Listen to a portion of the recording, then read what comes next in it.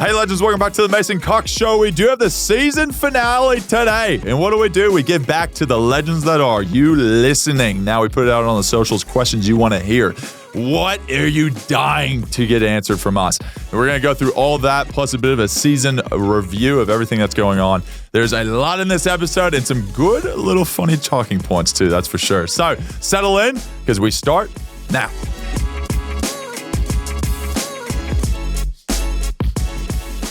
Hey, legends, welcome back to the Mason Cox Show. This is actually the season finale, everyone. So settle in. We are going to give back. Yes, give back to you, the fans, the people that make this thing possible. Today, the footy fan questions. Yes, this one is purely dedicated to you. So without further ado, let's smash this out. Oh, g'day, Mace. In my head, it's that time to say goodbye. Now, I don't know if that's enough to get a copyright claim or whatever, but YouTube will let us know. Let's jump straight into the fan questions. There was plenty of them. Loved getting them. Thank you to everyone that's sent in a fan question. Legends. And we jump off the top because we got the hard-hitting questions. Everyone wants to know. Weird. There's some weird ones in here. This one's from Adrian. Addy. What size bed do you sleep in? Geez, I get this all the time, actually. California king, I think, is the American terminology, but here it's called like a super king.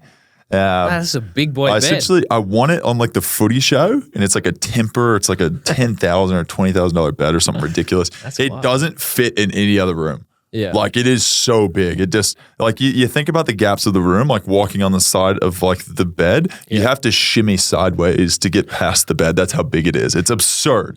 But I love it because I just like lay starfish fully just like out cold and none of my extremities touch the edge. It's awesome. That's wild. Yeah. I don't want to get into the king single. Is that longer or wider or both? Like, you know, if you're starting at king single, obviously I don't have a single bed. Single, I don't know about that, to be honest. Because like do beds get longer?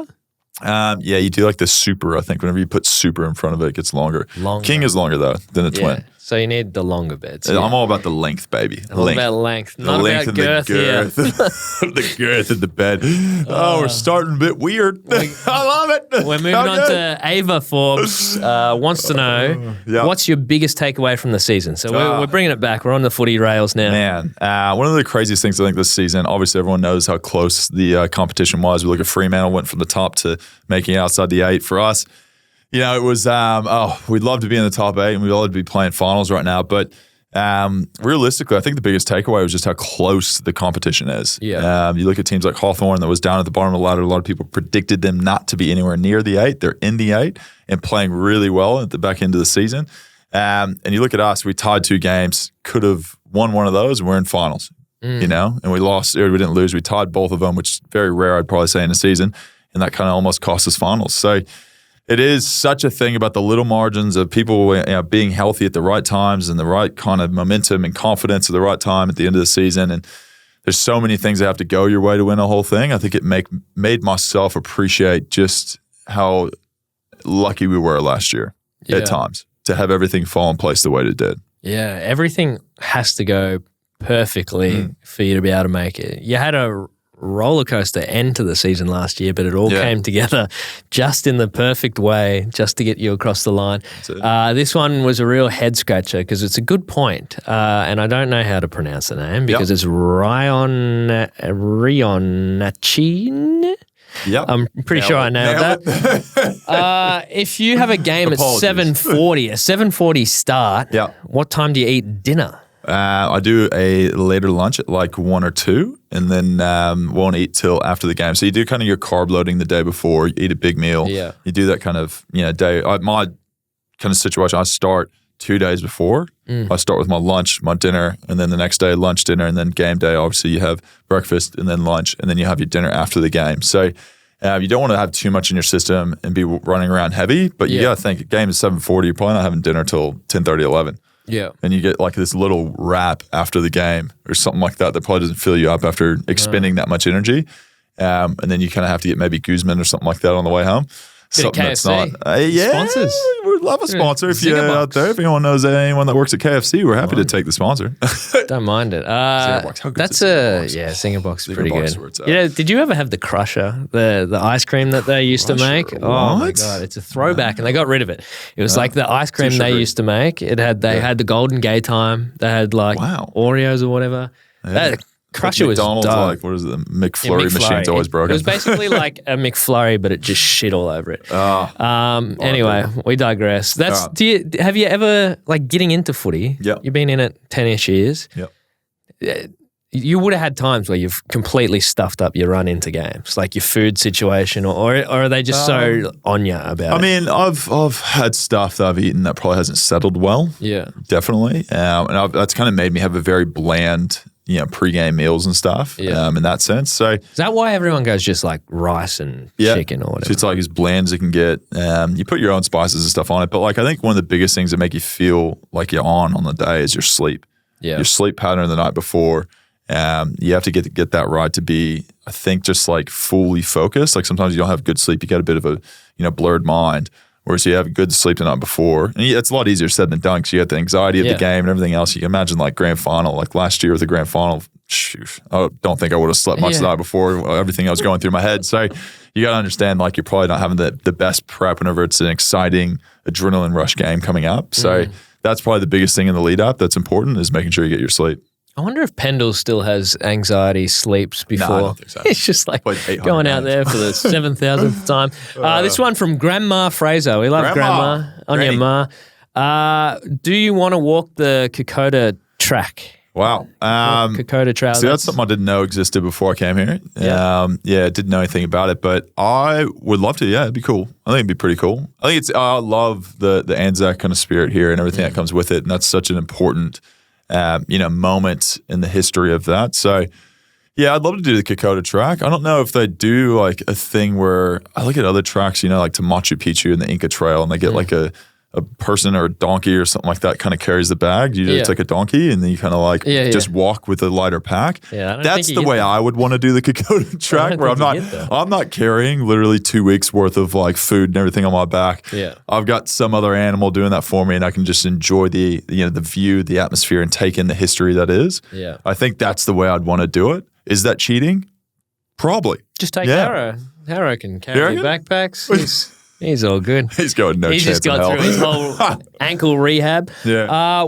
This one's a good one, but it might be a bit of a stumper on short notice from Mel C. What is the best unknown story from 2024? So something that you can let us all know about now that you couldn't during the season because it's all hush-hush secrets. I can tell you a personal one no one knew about. So obviously I had a big injury in the middle of the year, torn MCL, broken rib, concussion, broken cheekbone. In that instant, I also tore my ACL. Oh, what? And no one knew about it. That's wild. So I was planning on that for the back half of the year. But we decided as a team not to say anything to the public just because people would comment about it and things of whether or not I should get surgery and things along that line. Yeah. So we made the decision it was best for myself to keep that secret. And, we've got to the point now where we'll go in the off season and be healed up by the time we get back. But, that's an unknown story that no one knew about. You didn't even know that. No, that's pretty wild. Crazy, yeah. And it was probably a fair assumption that you did everything in that car crash. Yeah, I was like, people looked at it and were like, dude, that should be a torn ACL. And in my mind, I was like, well, it was.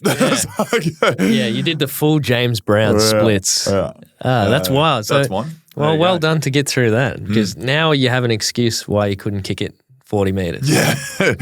Yeah, it was, my goal kicking definitely took a bit of a hit towards the back end of the year for a good reason. Oh, rough. Yeah. That's a good one. That is a good one. Thanks for the question, Mel C. This one from Steffi D. Favorite game you played this year? We know that the Anzac Day, the moments, the occasions, they're all good. They're good. So, but like something outside of that, like a nice win, a close come from behind, or anything like that. Always good to beat Carlton. Yeah. That first game whenever we beat Carlton, that was awesome. Nick Dacos coming out of the stoppage, kicking the winning goal, like just going absolutely nuts. Good. That was unreal. I think that's probably the topper than the Brisbane game recently. Getting that 1 point win, kicking 3 goals in like 4 minutes. I think those are the two that stick out.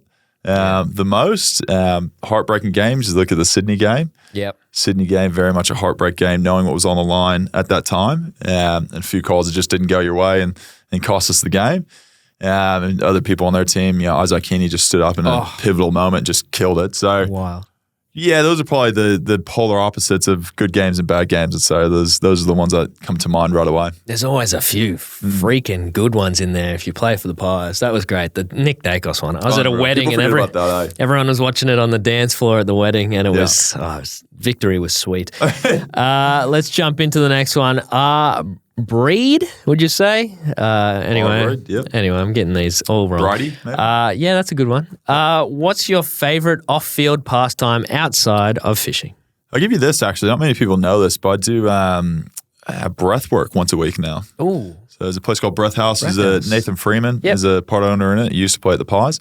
They've got a couple here in Melbourne. So once a week I go and do kind of like a meditative breathwork class there. And I've really enjoyed that. It's kind of a good time to get away from technology, put the phone away, and just kind of really simplistically breathe in a conscious way. And it's kind of been a nice like meditation for me to get away from the stresses of AFL. So I highly recommend it for anyone that wants to try it. But that's something I've changed that I haven't done previously, that I've enjoyed in the off-field, like kind of, I don't know, experiences of life, I've spoken to him about it before, and I think in my head, meditation and breath work are, I thought they were like the same thing. But like breath work is a bit more conscious, right? They're telling you to breathe in, breathe out. But at the same time, you get this like high kind of tingly feeling from it. Yeah. And this kind of makes no sense from saying, oh, you're just breathing. But like the way you do it and the breath holds, and, they talk about like Wim Hof, it does kind of these things. Is it all guided? And yeah, it's all guided. Yeah. So you have someone there kind of telling you like 3 seconds in, 3 seconds out, and doing it kind of with you. And yeah, you get this kind of euphoric feeling from it, which is pretty cool if you fully lean into it. You have to, it's like meditation, right? You can't just be like, oh, I'm going to have to do this. Like, nah, you have to fully like kind of give yourself up to it to get the full experience from it. Yeah, I need the guide because I can't. Yeah. There's terrible things happen inside my head. Oh, man. Yeah. I brought, a friend of mine. And Clint Stanaway came to it, and he'd just been to Paris, and then went straight from Paris pretty much to Sydney to do the weekend show. And then he comes to Melbourne. He's been wanting to do it with me for a long time. So he comes in there on a Tuesday, and we go into the class, and there's him, an empty spot for Matt, and then 2 cute girls to the right of us. And I'm like, oh, well, essentially you've dogged me in, going, you're going to put me on that mat, right? Yeah. You're going to put me in the middle there. You have to talk to the person next to you. And it opens the conversation up, right? So I was like, touche, brother. Yeah. Touche, Clint. Appreciate that. That's not bad. So he sits there. We go through the meditative thing. About 3/4 of the way through, I'm sitting there, and it goes, hold your breath. It goes super quiet. Instructor goes quiet. Music goes quiet. Everyone's just hushed. And next to me, I just hear this. And he's full, just snorted, woke himself up. Heels hit the floor. It shakes the whole fucking joint. And he's just going, and then he just kind of goes, he just kind of laughs because he knows what he's done. Oh, 5 or 6 people around him start laughing. We're all just trying to this calm, meditative state. He's just embarrassed the heck out of himself. It was one of the funniest things I've ever heard. And it was just like, as soon as the class finished, I couldn't have seen him getting out there quicker. He was bolting for the door. See you later. That's so rough. Oh, it's funny. Recommend it. Would you do, they do eye gazing. I was talking about, I'm trying to get Harrow down there to eye gaze with me, where you just stare into each other's souls for like an hour. Ugh. Just looking right into each other's eyes. That's interesting. That's a real love. I don't know. I feel like that's maybe start with your partner. Yeah. Besides doing that with other intense. people. I wouldn't mind seeing it. Off-season plans. US trip. Talk about that from Chelsea. US trip. So I'll fly back September 3rd, go back to the US, and then the 5th I'll fly out to Croatia, 7-day cruise there. Fly to Milan after that, Lake Como for 3 days, then go up to the Dolomites in Italy, do some hiking, high altitude training. Then over to Munich, do Oktoberfest, and then the Bayern Munich game is what the plan is. Fly back with my brother to Austin, spend a month in training in Austin, do a few trips up to Dallas, see the mom and dad. US AFL's in Austin this year, so shout out to them. The AFL competition over there, they do the national competition in Austin, so I'll be an ambassador for that. Get to go roll around and spread the game over there and spread the word, which would be cool. And then, I've got a family trip, I think, out to New Mexico November 7th. I'll be back the 14th. Jeez. And then you Bit going on. Then you train for 2 weeks, and then you go on another holiday. That's it, bro. I'm sick of these players. Let's get into our personal life stuff. Yeah. This is where it always gets good. And this one's heavy off the top. So this one's from Heaves Smith.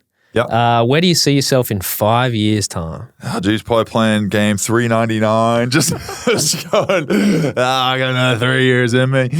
In 5 years' time, I'd love to be in the media in some capacity. I'm not sure what it's going to be. I'd love to promote the game overseas and do that through the IFL in some way, shape, or form. Not sure how it would all pan out. Love the radio gig, love the podcast gig, so love that kind of side of it. And I think I've also, essentially done my coaching accreditation too. So it'd be kind of a unique thing to do a part-time job, helping out. I think these young kids that are coming through the system. Myself, never played football before, had to learn the game from scratch. I think there's a lot of value in, being able to teach these people who may have transferred from basketball or something else and haven't played AFL for a long time. Some of the skill sets and the things I learned throughout my career and be able to help the next generation in that sense. So hopefully that's a possibility. I'm not sure what clubs out there listening, but if you are, in 5 years, I'd be interested. One day we're going to see what about you? 5 years, someone come through that's 212 centimeters tall. In 5 years, well, I'm mainly focused on my business. I'm sure I have outside things that I want to do you want to run a marathon? I'd love to see you run a marathon in the next 5 years. Can we lock this in? Yeah, well, I was talking to Mace off air and I accidentally almost ran a sub 20-minute 5K. Just crazy. And it was, I thought I was going slow, but I was in the zone with my headphones on, and I've always been half blessed with my legs don't get sore and my lungs don't burn. I hate people like you. I'm not quick, but I can just run. But beers are my problem. The frothies are definitely your problem. They always get me. But I feel like I know I can run a half marathon. I've done it a couple of times where I just go and run it. Whereas, a full marathon that's a lot of mentals. Imagine raw dogging a marathon. No music, no nothing. You're just out there, just raw dogging barefoot. it. Just barefoot. Board shorts. Throw me back to budgies. Budgies rolling out. Yeah, I don't know. That would be a great challenge. I want the business to just keep growing. I want to hopefully buy a studio and a bit more space and do custom sets and grow the podcasting side. And it's all growing very quickly. So it's fun. Business is fun and hell at the same time. Yeah, it's part of your own business, isn't it? Let's jump into Mike B's question. Biggest off-field accomplishment? Wow, it's a general, there's a lot of those. I think just as a whole, people, in Australia don't want you to pump yourself up and things like that. But I think I like my experience and, the older you get, the more you reflect on it and what you've kind of been through and how you've handled it and where it's kind of made you as a person.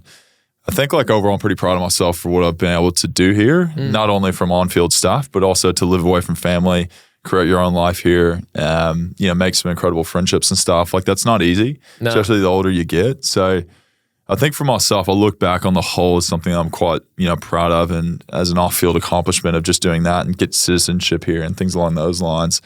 That doesn't happen very often. It's a very few and far in between. A lot of people come over from overseas and they go back home and things like that. And they've stuck out for so long and been able to, not probably be looked at as one of those that goes home all the time and misses home in that sense. It's I've fully committed to this place. I think that's probably the one I look back on and holistically say, that's something I'm extremely proud of as an accomplishment in life to say, no matter when this finishes up and, who knows where my life's going to take me, I'll look back on my time here and be like, that was pretty cool. Yeah. Not many people, no one has the exact same story as you.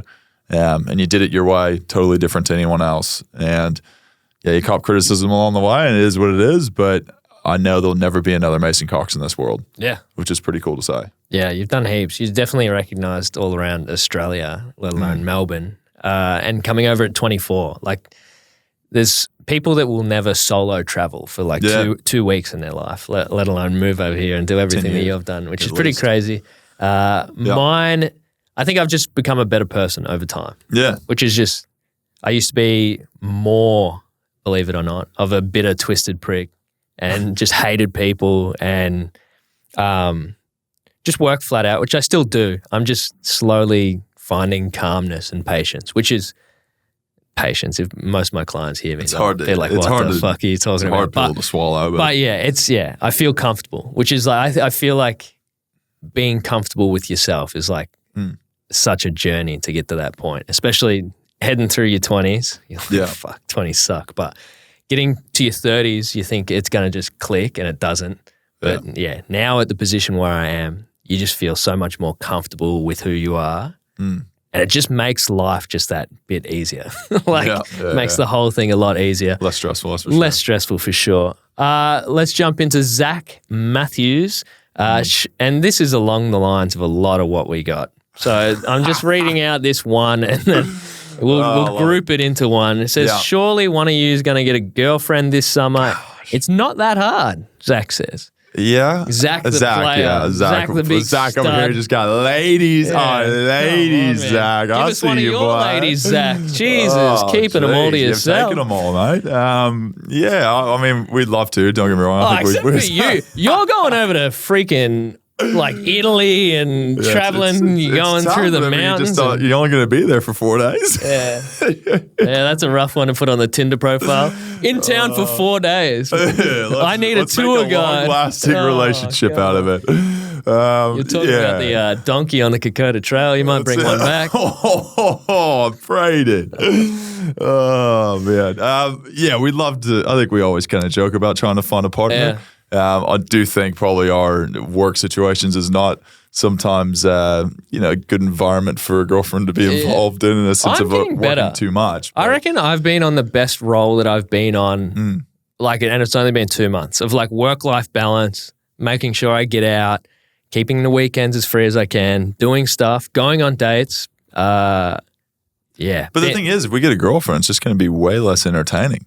Yeah. You know? Yeah. Then it'd be, not to say that getting a girlfriend's dull, but I think there's just way better stories that happen whenever you're single because people are shocked by some of the stuff that's out there. And you know what happens? They, as a person that has a girlfriend or boyfriend, go, I feel a lot better about my relationship. Appreciate it. Yeah, see, because he is having an absolute terrible time. Yeah. Oh my God. It's not great. I think I was telling you, and then it was too close to the time, but I was like telling the hairdresser about all my dates, and when she spun me around to the back, there was a guy that was like, mate, you should write a book. Like, you had some shockers. There was a girl headbutted me in the face on one of my dates, like before I took a break. How nice. Like full what a sweetheart. Headbutted me in the chin so hard that I bit my lip and all. Caught up again? Yeah. No. She scarred you for life? Oh, that was wild. I had a good run there. So, but no, I am getting better. Getting out there, going on a few dates. I don't get nervous anymore, which is, I think that's a great sign. Going out there, not having the pre-anxiety, not having to be like, have a beer or two just to like loosen up before I head off, just to loosen up a bit. I'm enjoying the process more.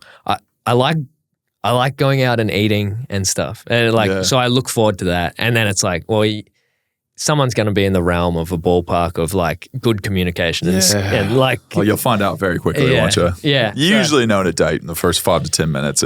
So like, I don't know about you, but my the structure of it is like date one's the vibe check, and you get that real quick. So that's a coffee or a drink. So like you get in. You can have a chat. Obviously, it can go for longer. If you have drinks and it ends up bleeding into 4 hours or whatever, happy days. But if it's not great, you can get out of there. Yeah. Say, I actually drove. You always have a commitment after. Yeah. So they just texted me, I've got to run here in like 15 minutes. So just want to give you a heads up. And I feel like everyone's on board with that. I think like you can be having a good date and still say that and be like, look, I don't want this to drag out. Yeah. But if you're vibing, you just keep going. So then vibe, and then something that the second date is a bit more locked in. So it's like you go out, you eat or whatever. More of a commitment. You're trapped there. Yeah, you're trapped there. Can't be halfway through your panini and be like, I'm going. See ya. Oh, gosh. Anyway. Yeah, we'll get there eventually. We'll get there. We will take feedback on board. Yeah.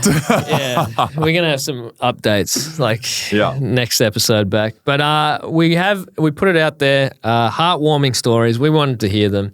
And we got some good ones back. Dan McStay coming back from his ACL was quite amazing. What he's been able to do in a short time, missed the last game with a bit of soreness, but you can see straight away what he does to the structure of the team coming back in. Well, whenever Brody Marchek went out too, it was almost so much more important that he came back. December did an ACL. Didn't play in the grand final. Did a prelim like PCL, I think it was. Just had a tough run. Had a very tough run. I think like everyone saw how hard he worked in the gym every single day, and it's not easy to be doing that with such a long injury, not being able to see the light at the end of the tunnel. And when he came back, it was such a confidence booster for us and just a spirit lifter more than anything to say, hey, this guy's put in the work. Like let's do this for him. Like let's win some games for him. And he was massive in the back end of the year. And I know he didn't play in the last game, so he had a bit of awareness, I think it was. But incredible, the man's resilience throughout the year. That was, I think, you talk about highlights of the year. Like that one was the one that just sticks out instantly in my mind. Of just someone who's been through a bit of mud, been through a bit of, shit, if I'm being honest with you. And then, coming back, you feel so happy for him and his family and everyone else that's involved to be able to have that moment. And a bit of a throwback, Lockie Sullivan's first game when he came on, kicked that goal and everyone got around him. Yeah, snap on Carlton game. Yeah, it's a pretty amazing moment. Great story he had too. Yeah, and what about Jake Waterman, his season, his couple seasons really, but his just for how tall he is, I guess I'd put it as like a key forward. Oscar Allen going down early, and then him being like the main man one out. He had a pretty amazing season. Now this one we can all get around, beating Carlton twice. Yep, love that. Big fan. I like how it's under heartwarming. There's someone, I won't say his name, there's someone in the media that once told me, I said, if you don't make finals, you best beat Carlton twice. It's like, finals, obviously important, right? Yeah. Right under that, beating Carlton twice. It's just because, you can have it over them. Like Carlton made finals. Yeah. But didn't beat Collingwood. That's it. That's good to see. I think we're winning in the total overall. I don't know. We'll have to ask Eddie. Eddie knows.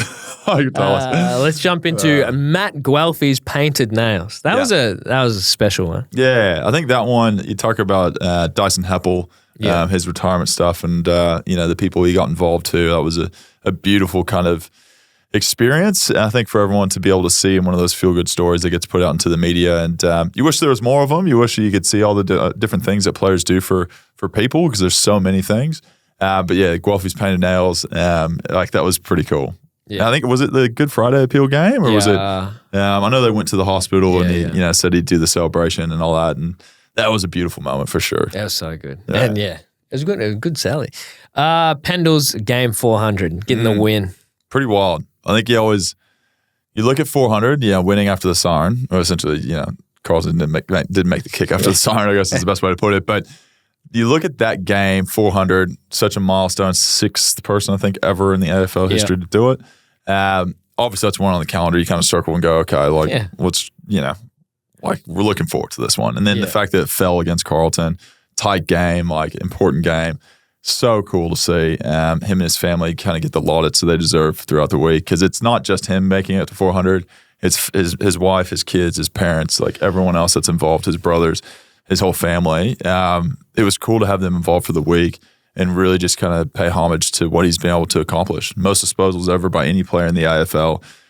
We talk about players that you talk, 10 years after you retire, like you talk about how you played with him. He'll be one of those. Nick Dacos, him, like all these guys that Travis Cloak and Swanee and all these people you tell stories about for the rest of your life. He's made such an incredible impact on so many people. It was great whenever he played 400 to really kind of show the respect he deserved.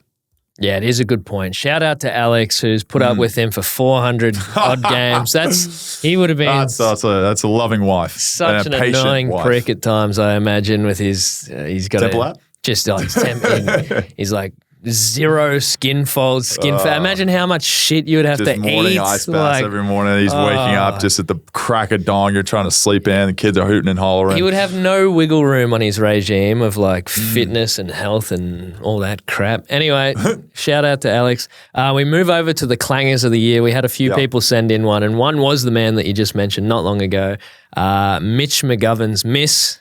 Yeah, that's tough. That's a rough. I feel for him. He's also had he's won off his boot and after the siren. He drew. Which felt like a win. I feel like at that time, but that's got to be tough pill to swallow. I will say credit to Carlton's teammates. They all got around him immediately after he kicked it. They all kind of huddled because around it's not on him; it's on the team. They shouldn't have been in that position, but Unfortunately, didn't take the opportunity. Let's jump to the top. We just talked about this last episode, but the bottle chucker. Dude, what the heck, man? Can't be chucking what bottles, What are you mate. doing, man? What are you doing? This isn't like a European soccer leagues, flares going, all that stuff. This is a sophisticated game. All right? Yeah. Can't be doing that. Can't be doing that. I think it's the fact that like I'm pissed obviously about the whole situation, but like throwing anything on the field is unacceptable. And then like hitting an umpire that's a goal umpire, like, I think the fact that it was that situation just made it even more infuriating to me. Yeah. People that, just do it because they love it. Yeah.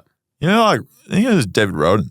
Yeah. Can you imagine? Yeah. The nicest guy, always has a smile, gives the fingers pistols, gives the fans what they want. Can you imagine if the bottle was thrown at him? Yeah. Oh, you'd be livid. I reckon it's like throwers in general, because obviously that was a hard shot to hit. He hits the umpire. I still feel like it should be the same punishment if it misses the umpire. Like, unfortunately, it causes the incident, but like, just don't throw stuff. Don't throw stuff out in the field. I don't like people that throw stuff out in the field in general. Stupid. Don't litter while we're on it. Yeah, we don't like important. litterers. Just give some more moral Anyway, that's an absolute clanger. The bloke that said umpiring has been the best it's ever been. Oh, Dilly Daddle. That one just annoyed me because it wasn't. And at the time, it was like coming out every week to say that they stuffed up another thing. It was a learning moment. Yeah. It was a learning moment for him, I'd say. God damn. I think it was just like the timing and then what transpired over the next few weeks of, calls that people were, very opinionated about. It just didn't go down with the fans well. And I think with umpiring, you can't like make a statement like that in general because like it's going to get dissected so much by the media. So you kind of have to give a bit of a, just a bit of it and even say, look, umpires are doing their best. They're doing exactly what they can, and we're proud of what they're doing. And that's kind of like the way to go about it. But I'd like them to come out and be like, look, we're not making their job any easier. We keep changing the goalposts for them. It's one of the hardest capers, man. I would never in my lifetime think, being an umpire is easy. No. Just absurd. Like, it's such an opinionated game. You're never going to make everyone happy. The best you can do is just not even be noticed. It's a crazy thing. But yeah, it was, it's a learning experience. It's a learning experience for everyone. I've said some stupid things in my past too. No. The West Australian. Now that's a good one because they went super hard on Adam Simpson when he was wrapping up at West Coast. And basically said, like, see ya, Simo, as like they were kicking him out the door. Such a bad taste in my mouth the way that was handled. Just all the L's on the front page and stuff. Like, you got to be better than that. Yeah. I do love the way he clapped back though in the press conference. Yeah. I was living that, man. Because not many coaches do it, but whenever you don't have the coaching gig anymore, you're like, I can say whatever I want. I give my honest opinion because I'm not like held to the club standards anymore. Yeah. Like, it was so good. And the fact that all the media people were like clapping him, like laughing too, you would have felt like you were just on your own on an island if you were that person that was saying all the players in the room to like back him up. But the West Australian, like it's not that Northern Territory. The Northern Territory has their paper and they come out with like funny puns and shit. So like funny. that's funny. Like people can get around that. It's not punching down on anyone or like kicking them while they're down or halfway out the door. Really is what they're doing. I love it.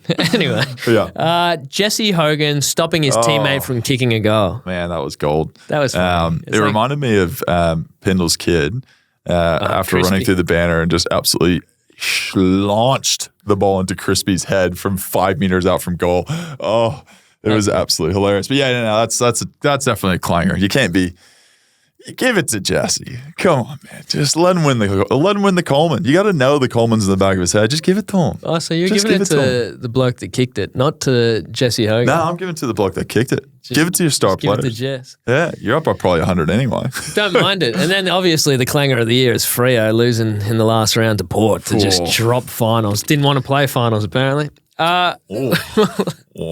See, this is now I've got months until I'm wrong again. I got 6 months. Anyway, this is the wrap.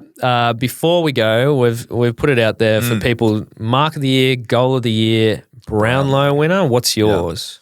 I want to go Bobby Hill, mark of the year. Yeah. I'm going to go goal of the year. Probably not as obvious, is it? But I think know. I know. There's not one that really stands out. I know who I've got. I mean, obviously I'm biased in the sense of myself of Nick Dacos, 2 bounces, shoving off someone, kicking one on the run. Yeah. That kind of like gets me up and about. But it was good. I think there's like, there's a few. I want to say Draper had one. He had the Gold Gold Coast game, the Nick Dacos one with that 1-2 handball, back forward, kick the goal. But you lost. So I don't know. I don't know who's going to win goal of the year. That's up for debate. There hasn't been like a obvious, just like Eddie Betts, shimmy 2 people, like break out a tackle, snap kind of goal. Yeah. That kind of comes to mind. But that's going to be an interesting one. Brownlow, I'm hoping Nick Dacos. Yeah. I'll say if it's not him, Bontempelli. Okay, that would be nice to see Bont win it. Yeah, I think he deserves it. I'm going to go Bobby Mark because he did the little extra float in there. It's the landing. And then he landed on his feet, but it looked cool. And then I'm going to give it to Harley Reid out of the middle. Yeah. He did the I do remember that was unreal. Bursting out of the middle and drilling the goal. That was sick. And then give him best first-year player, surely. Yeah. Harley Reid. Without doubt. We can do it. We don't count suspensions in the Mason Cox show. No. I forgot that. Oh my gosh. Well, he got suspended and Sam Darcy got suspended. So go to someone I probably don't know. Yeah, it's like Carlton making the finals. Did you? You lost. But anyway, Harley Reid's the best player out there first year. Sam Darcy is close second. 7 goals already. Jesus. Should be very proud of himself. You got Brownlow. And then Brownlow, good point. I think like Lockie Neal. Yeah. He was good late, but they were not great early. So that's the only thing that kills me. And if they're going to be more mindful of Nick Dacos this year after, it's normally the lag period. It's like a year later they give him more votes. But he would have won it last year if it wasn't for the injuries. Let's do like a little wrap. The season in retrospect, looking back. Yeah. Obviously not, happy, not content with not making finals.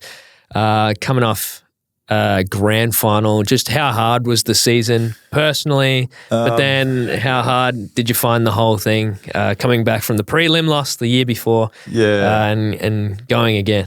I think the early start was not ideal. I think, obviously there's other teams that had to do it too. I wasn't really a massive fan of the round 0 experience. We'll be interested to see if they keep it for next year, but I think the shorter kind of time frame with that and the teams you're probably wanting to play in round 0 are probably the teams that went further in finals, So I think that was kind of a frustrating kind of thing to deal with, I guess, like less off-season. Obviously, you want to maximize off-season and the rest. So that was an interesting start. We probably as a team didn't start the way we wanted to with a few losses on the books, but they had the injury of the big injury of like cheekbone and knee and ribs and concussion, and that knocked me about for a long time. So it was the first concussion I'd ever had. And I think that whole process of going through it, like we've always been quite strict of saying like we need to look after players' health and mental health and concussions and all this stuff. And I think that almost made me just double down on it now. Yeah. It took me 4 or 5 weeks or whatever it was to just kind of get back to normality. And you see the friends that have played football, you see kind of how it's affected them. You talk about Nathan Murphy and you talk about Josh Carmichael, who retired from our team because of concussion. You realize like how important it is for us to recognize and be able to, I guess, try to get this thing as early as possible. And myself going through that this year, I think was a real realization point for me of just the impact it can kind of have on you. And that threw me around for quite a bit. So the rehab of that was quite tough. I will say the knee, one interesting thing I'll take a positive out of it was it was cool to see every single week a new accomplishment, right? So like when it first happens, you can't even like bend it at all. Second week, you can bend it to, closer to 45, and the next week better, and the next week better. And it was like every week you could see a major accomplishment that you were being able to do. So that was kind of a positive thing, I think, through that time of, the darkness of rehab and doing things on your own and all that. Like that was kind of a cool moment for me to say you can see an improvement in a short amount of period that you probably don't see very often in your career now. So and it's different to all your other injuries. When you talk about like your spleen is the unknown, your eyes are the unknown, it's at least an injury that you like people have had, they know how to rehab. Like it's proper. Yeah. So that was interesting. And then you come back towards the end of the year and you have this kind of like, hey, we need to make finals and we need to do it now. Like time's running out. So the pressure was on. I think we performed pretty well over the last little chunk whenever I got back. So for me, I was pretty proud of myself to get back out there with, the things that were going on and being able to sort it. But I think overall, like mentally, it was it was a tough year at times. Not always the easiest whenever you don't make finals, especially with the expectations of after last year. Not always easy, but you look back and you say, look, it's just it's a tough pill to swallow, but you have to. And at the end of the day, you take it as motivation for the next year, and you go, okay, like, these are things maybe we didn't do as well as we'd like, and we're room for improvement. And like I've said before, it's not going to be the same faces every year. So, I'm sure we'll get some new faces that'll come in and hopefully be able to help us out, try to get back to where we were. And but overall, the year you wish you'd be playing finals. Not to say that it's a all or nothing kind of thing. Obviously, there's a lot of success in the year and a lot of things that you are proud about, but overall, I think the one that'll stick out for eternity is going on 2024. We didn't make finals. Yeah, and that's the statement everyone will say. And that's just the truth. You got to be able to take it. So where does the improvement come from for next year? Yeah, hopefully we have a bit more consistency with the group, with injuries and everything else. There's a lot of stuff along that line. And yeah, hopefully that's kind of one of the main things for us, I think, is just being able to have a team that's played together for an extended period and hopefully has had success together, winning games. And that puts you in a really good stance for finals and allows you to go on a bit of a run. So that's the one thing I look at and I go, I hope that we can have that next year. Obviously, it's out of our control. But hopefully we can do that, which allows for more consistency, which allows for us to kind of feel confidence with the people we're playing with and, feel like we're all on, the same page in that sense during the back end of the year, hopefully with wins under our belt. What do you think you need? Obviously, Geordie comes back, gets back in there with Nick. You got some pretty good midfield talent, got some good wing talent. So is it more getting just your key pillars back up forward? You get Brody back, you get Dan out there more often, got some good small forwards, and then maybe shore up defense a bit with obviously Murph going out. We had quite a few tolls kind of go down this year, so we lacked height probably for a decent chunk of the season.